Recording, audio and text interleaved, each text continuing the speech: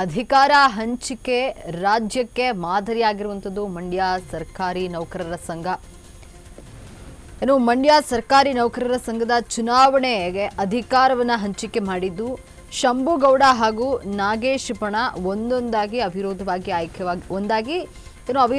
ಆಯ್ಕೆಯಾಗಿರುವಂತದ್ದು 66 ನಿರ್ದೇಶಕರ ಪೈಕಿ 5 ಸ್ಥಾನಕ್ಕೆ ಮಾತ್ರ ಚುನಾವಣೆ ನಡೆಯಲಿದೆ. ಸರ್ಕಾರಿ ನೌಕರರ ಸಂಘದ 60 ಜನ ಅವಿರೋಧವಾಗಿ ಆಯ್ಕೆಯಾಗಿದ್ದಾರೆ. ಇಂದು 5 ನಿರ್ದೇಶಕರ ಸ್ಥಾನಕ್ಕೆ ಚುನಾವಣೆ ನಡೆಯಲಿದೆ. ಚುನಾವಣೆಯ ಬಳಿಕವಾಗಿ ಅಧ್ಯಕ್ಷರ ಆಯ್ಕೆ ಪ್ರಕ್ರಿಯೆ ನಡೆಯಲಿದ್ದು 2.5 ವರ್ಷ ನಾಗೇಶ್, ಉಳಿದ ಅವಧಿ ಶಂಭುಗೌಡ ಅಧಿಕಾರವನ್ನು ವಹಿಸಿಕೊಳ್ಳಲಿದ್ದಾರೆ. ಇನ್ನು ಸರ್ಕಾರಿ ನೌಕರರ ಒಗ್ಗಟ್ಟಿಗೆ ಶಾಸಕ ಗಣಿಗ ರವಿಕುಮಾರ್ ಮೆಚ್ಚುಗೆ ವ್ಯಕ್ತಪಡಿಸಿದ್ದಾರೆ. ಇನ್ನು ಅಧಿಕಾರ ಹಂಚಿಕೆಯಲ್ಲಿ ಮಂಡ್ಯ ಸರ್ಕಾರಿ ನೌಕರರ ಸಂಘ ಮಾದರಿಯಾಗಿದೆ. ಜಿಲ್ಲೆ ಸರ್ಕಾರಿ ನೌಕರರ ಸಂಘದ ಚುನಾವಣೆಗೆ ಅಧಿಕಾರ ಹಂಚಿಕೆಯಾಗಿದ್ದು ಶಂಭುಗೌಡ ಹಾಗೂ ನಾಗೇಶ್ ಬಣದಿಂದ ಅವಿರೋಧವಾಗಿ ಆಯ್ಕೆಯಾಗಿರುವಂಥದ್ದು. 66 ನಿರ್ದೇಶಕರ ಪೈಕಿ 5 ಸ್ಥಾನಕ್ಕೆ ಮಾತ್ರ ನಡೆಯಲಿರುವಂತಹ ಚುನಾವಣೆ. ಸರ್ಕಾರಿ ನೌಕರರ ಸಂಘದ 60 ಜನ ಅವಿರೋಧವಾಗಿ ಆಯ್ಕೆಯಾಗಿದ್ದಾರೆ.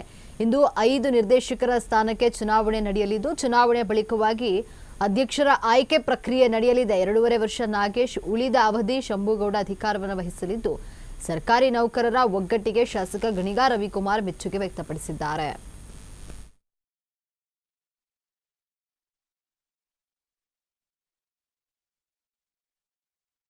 ಸ್ನೇಹಿತರೆ, ಇವತ್ತು ಸರ್ಕಾರಿ ನೌಕರ ಸಂಘವನ್ನು ಇಡೀ ರಾಜ್ಯದಲ್ಲಿ ಮಾದರಿಯನ್ನಾಗಿ ಮಾಡಲಿಕ್ಕೆ ಪ್ರಯತ್ನ ಪಟ್ಟಂಥ ನಮ್ಮ ನಾಯಕರಾದಂಥ ರವಿಯಣ್ಣವರು ಮತ್ತು ಚಲವಣ್ಣವರು ಮತ್ತು ಶಂಭುಗೌಡರು ಮತ್ತು ತ್ಯಾಗಣ್ಣ, ನಾಗೇಶ್ ಮತ್ತು ಕಮದಳ್ಳಿ ಪುಟ್ಟಸ್ವಾಮಿಯವರ ನಾಯಕತ್ವದಲ್ಲಿ ಮಂಡ್ಯ ಜಿಲ್ಲಾ ಸರ್ಕಾರಿ ನೌಕರ ಸಂಘದ 2 ಬಣಗಳನ್ನು ಒಂದುಗೂಡಿಸಿ ಯಾರೂ ಚುನಾವಣೆಗೆ ಹೋಗಬಾರ್ದು, ನೀವೆಲ್ಲ ಗೌರ್ಮೆಂಟ್ ಸರ್ವೆಂಟ್, ಸರ್ಕಾರಿ ನೌಕರರು ಮಾದರಿಯಾಗಿರಬೇಕು, ನೀವು ನಿಮ್ಮಲ್ಲೇ ಭಿನ್ನಾಭಿಪ್ರಾಯಗಳನ್ನು ಕೂತ್ಕೊಂಡು ಶ್ರೀಸಾಮಾನ್ಯರ ಕೆಲಸಗಳಿಗೆ ಧಕ್ಕೆ ಆಗಬಾರ್ದು.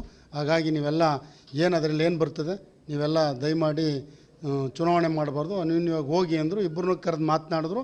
ನಾವಿಬ್ಬರು ಸಮ್ಮತ ಕೊಟ್ಟ ಮೇಲೆ ಅವರೆಲ್ಲರೂ ನೀವೇ ಆಯ್ಕೆ ಮಾಡ್ಕೊಳ್ಳಿ ಅಂದರು. ಎಲ್ಲರನ್ನೂ ಇಲಾಖಾ ವೈಜಲ್ಲಿ ಹೋಗಿ ಎಲ್ಲ ಇಲಾಖೆಯಲ್ಲೂ ಕೂಡ ನಾವು ಅವರ ಸಂದೇಶವನ್ನು ಕೊಟ್ಟು, ಇವ್ರ ಸಂದೇಶವನ್ನು ಕೊಟ್ಟು ಎಲ್ಲರೂ ಕೂಡ ಅದಕ್ಕೆ ಒಪ್ಪಿಗೆ ಸೂಚಿಸಿ ಎಲ್ಲ 60 ಸದಸ್ಯರನ್ನು ವಿರೋಧವಾಗಿ ಆಯ್ಕೆ ಮಾಡಿದ್ದೀವಿ. ಮತ್ತು ಇನ್ನು ಉಳಿದಂಥ 4-5 ಇಬ್ಬರು ಕಡೆಯವರು ಅವರು ನನಗೆ ಬೇಕಂತ ಫೈಟ್ ಮಾಡ್ಕೊಂಡು ಕುಳಿತಿರ್ತಕ್ಕಂಥವ್ರು, ಅದಾಗಿಲ್ಲ. ಈಗಲೂ ಕೂಡ ಅದು ಪ್ರಯತ್ನ ನಡೀತಾ ಇದೆ. ಹಾಗಾಗಿ ಮಂಡ್ಯ ಜಿಲ್ಲಾ ಉಸ್ತುವಾರಿ ಸಚಿವರಿಗೆ ಮತ್ತು ನಮ್ಮ ನೆಚ್ಚಿನ ಶಾಸಕರಾದಂಥ ರವಿಕುಮಾರ್ ಅವರಿಗೆ ವಿಶೇಷವಾಗಿ ಅಭಿನಂದನೆಯನ್ನು ಸಲ್ಲಿಸ್ತೀವಿ. ಇವತ್ತು ಕರ್ನಾಟಕದಲ್ಲಿ ಸರ್ಕಾರಿ ನೌಕರ ಸಂಘ ಚುನಾವಣೆ ನಡೀತಾ ಇದೆ. ಅದರಲ್ಲಿ ನಮ್ಮ ಅನೇಕ ಬೇಡಿಕೆಗಳಿವೆ. 7ನೇ ವೇತನವನ್ನು ಸಿದ್ದರಾಮಯ್ಯ ಸಾಹೇಬರು ಕೊಟ್ಟಿದ್ದಾರೆ. ಮತ್ತು ಇವತ್ತು NPSನ ಹೋಗಲಾಡಿಸ್ಬೇಕಾಗಿದೆ. ಮತ್ತು ನಿವೃತ್ತರಿಗೆ 2022ರಿಂದ ಇಲ್ಲಿವರೆಗೆ ಏನು ಪೆನ್ಷನ್ನ ಫಿಟ್ಮೆಂಟ್ನ ಕೊಟ್ಟು 24ರವರೆಗೆ ಏನು ವೇತನ ಆಯೋಗ ಜಾರಿ ಮಾಡಿದ್ರು, ಅದರಲ್ಲಿ ಅವ್ರಿಗೆ ಅನ್ಯಾಯ ಆಗಿದೆ. ಸುಮಾರು ಒಬ್ಬ ನಿವೃತ್ತರಾದಂಥ ನೌಕರರಿಗೆ 10ರಿಂದ 15 ಲಕ್ಷ ವೇಸ್ಟ್ ಆಯ್ತಾಯಿದೆ, ಅವ್ರಿಗೆ ಲಾಸ್ ಆಯ್ತಾಯಿದೆ. ಅದನ್ನು ಕೊಡಿಸ್ತಕ್ಕಂಥದ್ದು ನಮ್ಮ ಸವಾಲಾಗಿದೆ. ಹಾಗಾಗಿ ಅಂಥ ಸವಾಲುಗಳನ್ನ ನಾವು ಸರ್ಕಾರದ ಮುಂದೆ ಶಾಸಕರು ಮತ್ತು ಮಂತ್ರಿಗಳನ್ನ ಕರ್ಕೊಂಡೋಗಿ ಮುಖ್ಯಮಂತ್ರಿಗಳನ್ನ ಮನವೊಲಿಸಿ ಈ ನಾಡಿನ ನೌಕರರ ಕೆಲಸವನ್ನು ಮಾಡ್ತಕ್ಕಂಥ ನೌಕರರಿಗೆ ಅವ್ರಿಗೆ ಕೊಡಿಸ್ತಕ್ಕಂಥ ಕೆಲಸವನ್ನು ಮಾಡ್ತೀವಿ.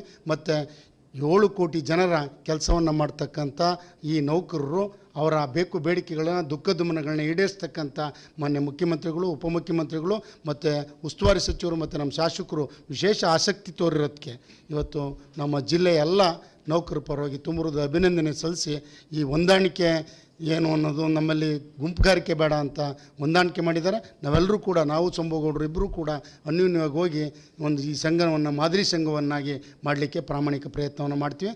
ನಮಸ್ಕಾರಗಳು.